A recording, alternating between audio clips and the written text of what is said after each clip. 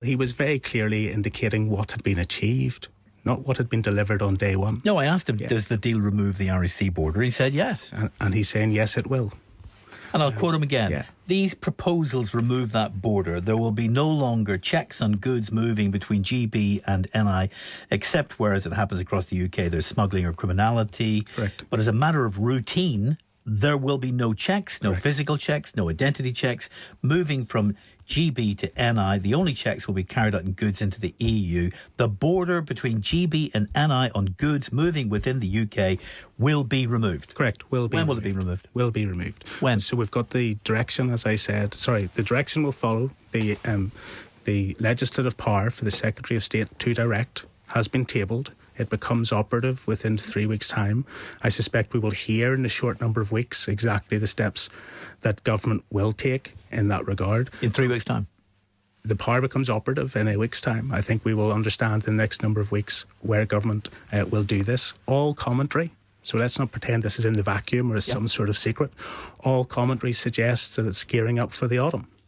And that in the autumn, not only will you see a direction that becomes operative and all checks removed, but similarly there'll be changes in postal arrangements, there'll be changes in the customs requirements on packages, there'll be the ability to move seeds and plants and all the rest. That's what the Tories are saying to you. It's not what the Tories are saying to us, William. It's what the Safeguarding the Union government command paper says, which has been endorsed, by the way, politically by the Labour Party as well. So how come, Gavin? It wasn't just Sir Geoffrey. How come you were talking about these guarantees that were in the Safeguarding Union document? How come your party was promising people that the border was gone? Postal arrangements you mentioned there. So to all those people in the DUP who promised people of this country that there would be no checks, how come it now needs to be declared in a package from one part of the UK to the other? How come? We offered the DUP a chance to come on. They haven't responded. They've sent out a statement in which they've said that they're glad that we're moving beyond words and this is concrete action which will help consumers and remove the need for, clock the word, routine customs declarations on parcels. Jim? Well, I must say I'm staggered. Yesterday we had a statement on behalf of the DUP by David Brooks, MLA. It was absolutely... That's who I'm reading from. Right, he's welcoming this as progress. Sorry. Until this moment, there has been no checks. Now there's going to be customs checks. And the DUP thinks that's progress. That's regression. And it's regression for one very simple reason, that all this is a manifestation of the EU tightening the noose as far as the REC border is concerned, because they were given the control of Northern Ireland under their customs code. And under their customs code, GB is treated as a foreign country. Therefore, when it sends goods now, even by parcel, they're coming from non-EU territory into EU territory and are subject to their the DUP say, Mr. Brooks, David Brooks says in this statement, the DUP MLA says, we opposed the Northern Ireland Protocol at every turn, but it was foisted on Northern Ireland against the wishes of all unionist MLAs. We have sought to undo the damaging effects flowing from it. In the Safeguarding the Union document, he says we were able to secure bodies such as Intertrade UK and Independent Monitoring Panel to assist with trade between Northern Ireland and the rest of the UK. I'm glad they're operational.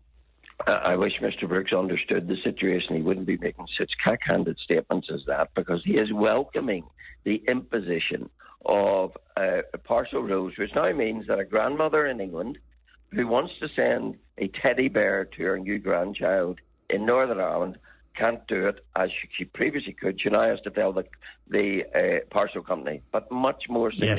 Yes, but Jim, what's wrong with writing teddy bear on a wee slip of paper? Oh, sorry, it's much more significant than that, Stephen, because business-to-business parcels, to send that, you must be in the Trusted Trader Scheme, you must make a customs declaration, you must tell HMRC the details of the sender, the details of the recipient, you must describe the goods. How many GB suppliers are simply going to say, couldn't be bothered with that, not going to bother supplying Northern Ireland anymore? And that has a real practical effect. In my constituency, I have many satellite small engineering companies who get their raw materials, which might just be a parcel of bolts or nuts or washers, but they get them from GB.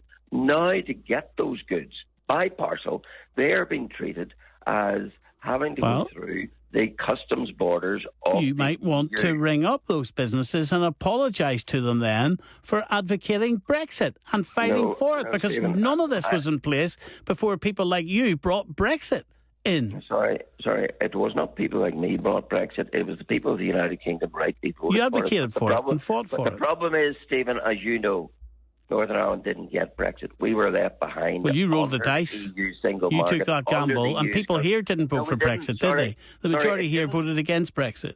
No, sorry. It was a national vote, and the question in the ballot paper: should the UK leave? Northern Ireland was left. Do you regret advocating Brexit?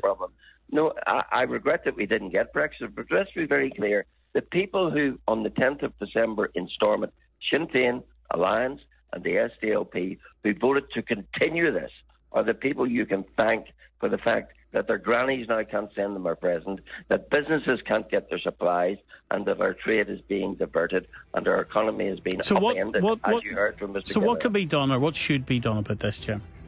Well, the only thing that can be done about this is the reversal of the Windsor Framework Protocol arrangements, whereby Northern Ireland returns to being an integral part of the UK's internal... It's not going to happen, is it?